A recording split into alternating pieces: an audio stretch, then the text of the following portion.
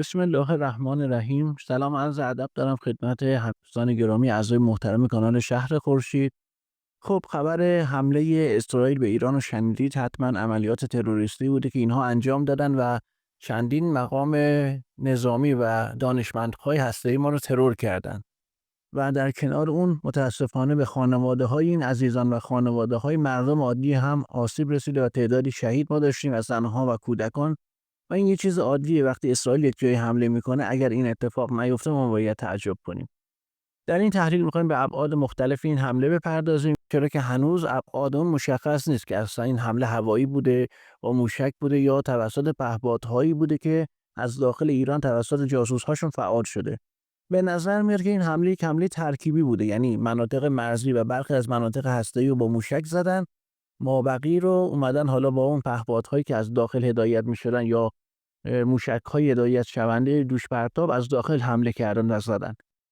در ساعت‌های آینده این موضوع مشخص میشه.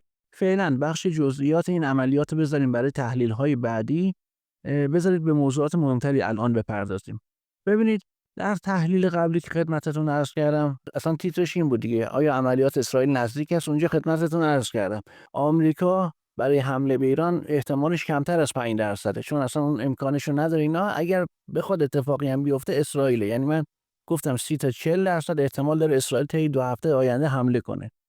شخصا فکر می‌کردم حمله برای 1 ماه آینده رخ بده، چون اونها باید آماده می‌شدن برای پاسخ‌های ایران. اینکه اینها به این زودی این عملیات انجام دادن نشون میده که اطلاعاتی که ایران بهش دست پیدا کرده اطلاعات بسیار بسیار مهمی بوده، خصوصا در بخش نظامی هسته‌ای. و اینها به شدت نگران این شدن که اگر ایران تصمیم بگیره از این اطلاعات استفاده کنه، میتونه به بمب‌های هسته‌ای یا کلاهک‌های هسته‌ای تاکتیکی دست پیدا کنه. و اگر قرار بود مثلا در حالت عادی میگفتن با این اورانیوم غنی شده که ایران داره مثلا 20 تا موشک یا کلاهک هسته‌ای ساخته میشد، چون الان بحث کلاهک‌های تاکتیکی است، این تعداد چندین برابر خواهد شد. و اینجاست که اینها نگران شدن و به نظر میاد این حمله از این سمت بوده. بخش دیگریش بابت این بوده که ایران داشت آماده میشد که عملیات وعده صادقی انجام بده. میگن البته جزئیاتش باید صبر کنه مشخص بشه. افرادی که مورد هدف قرار گرفتن از جمله سرداران شهید ما نشون دهنده اون هست که اینها میخواستن بخش عملیاتی سپاه رو فعلا عقب بندازن. ببینید، با ترور یا حذف فرماندهان ما ساختارهای نظامی ما که نابود نمیشه، که ضعیف هم نمیشه، جایگزین میشه، کارش انجام میده. تو بخش حزب الله و جاهدی ما اینو دیدیم، چه برسه به یه جایی مثل ایران و اونم یه جایی مثل سپاه. نیاز داشتن، به این نتیجه رسیده بودن که باید افرادی که در بخش‌های نظامی حرف از حمله به اسرائیل یا پاسخ به اسرائیل میزنن رو هم بزنن، که باور دارن اگر بیان یه سری افراد رو حذف کنن یا ترور کنن، مابقی افراد با اینکه دشمن اسرائیل هم هستن اما سعی میکنن از اون تقابل مستقیمی که بقیه دنبالش هستن جلوگیری کنن. اما مهمترین دلیلی که من فکر میکنم این عملیات با این سرعت انجام شده بابت این بوده که بیان اون چرخه مکانیزم ماشه رو فعال کنن. یعنی مهمترین دلیلش این بوده. تو تحلیل قبلی هم بهش اشاره کردم. ببینید، با اسنادی که ایران از اسرائیل به دست آورده بود، اینها مطمئن بودن که به زودی پای کشورهای اروپایی به این مسائل باز میشه، گنکاری‌های اینها بالا میاد و اینها دیگه چاره‌ای ندارن جز در مقابل ایران حداقل یک مقدار فشارها رو کم کنن دیگه. و اینها میدونستن اگر این اسناد پخش بشه و قبلش کاری نکرده باشن، فشار رسانه‌ای شدید روشون وارد میشه. به همین دلیل سریعا اومدن یک قطعنامه تو شورای حکام تصویب کردن و این روند فعال کردن مکانیزم ماشه رو فعال کردن. اسرائیل اومده اینجا یک قمار خیلی بزرگ انجام داده، چون میدونه ایران پاسخ سنگینی میده دیگه. امیدواره که اون سیاسیونی که اینا به عنوان دوستان ما مطرح میکنن، یعنی نتانیاهو میگه دوستان اسرائیل هستن در ایران، ما برخی از افراد سیاسی هستن که دوستان ما هستن، اینها جوری پاسخ ایران به ما رو میگیرن یا اون رو ضعیفش میکنن. امیدوار هستن اینا فعال بشن که بعد یه سری فرایند رخ بده، اینها به بهانه‌های مذاکرات هسته‌ای بخوان از ایران باج بگیرن. الان بیان مطرح کنن که آقا ما تأسیسات غنیسازی شما رو هدف قرار دادیم، شما دیگه چیزی ندارید دیگه، بیاین سریعا اون مذاکرات رو تمام کنید و غنیسازی کامل تعطیل کنید، بذارید کنار، اورانیوم هم از کشور خارج بشه که ما خیالمون راحت شه، که بعداً اینها بیان یه حمله اساسی انجام بدن. وظیفه اون عناصر داخلی همینه که اینها بیان همین رو ترویج کنن، بگن آقا مردم نیاز به آرامش دارن، مردم نیاز به امنیت دارن، شما چرا نمیذارید این امنیت و آرامش تأمین بشه؟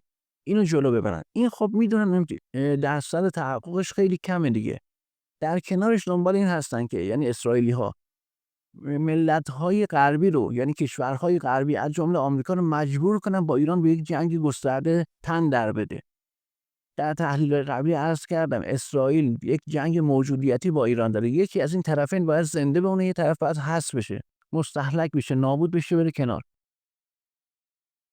این وسط اسرائیل میخواد کاری کنه که تمام کشورهای غربی قبل از اون که گرفتار مشکلات خودشون مثل جنگ اوکراین یا جنگ با چین بشن، یک درگیری گسترده با ایران داشته باشن، بیان به ایران حمله کنن.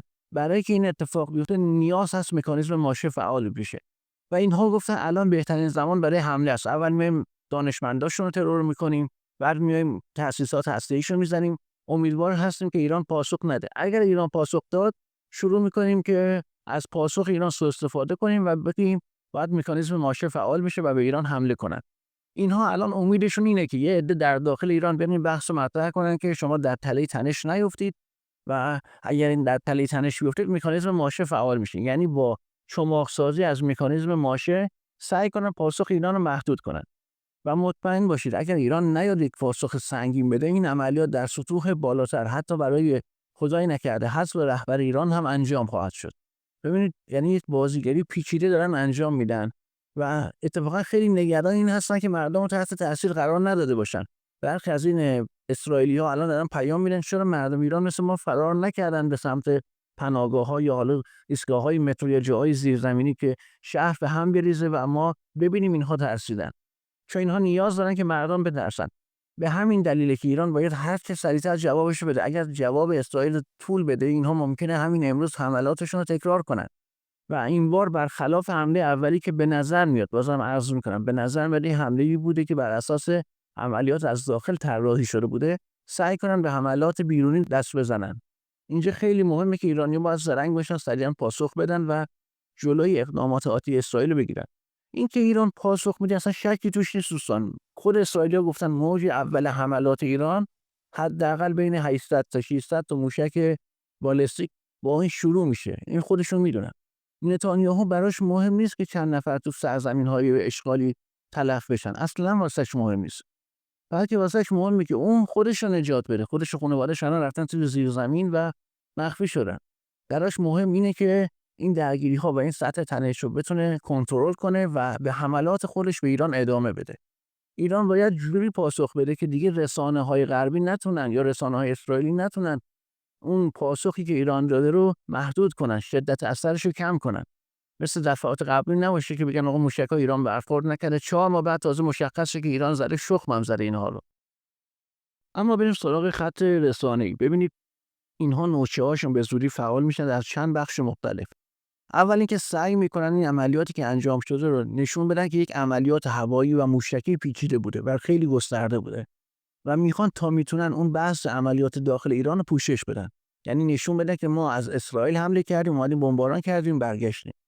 این که پدافند ایران واکنشی نشون نداده یا هنوز اطلاعاتش منتشر نشده نشون میده که به احتمال زیاد حمله موشکی یا هوایی نبوده، خصوصا حمله با جنگنده اصلا نبوده. اگه بوده یا موشکی محدود بوده و بیشتر حملات از داخل انجام شده. بازم میگم باید صبر کنیم اطلاعات بیاد. الان ساعت 5:30 6 هست که من دارم این مطالب رو ضبط میکنم و مونده که هنوز اطلاعات اصلی منتشر شه.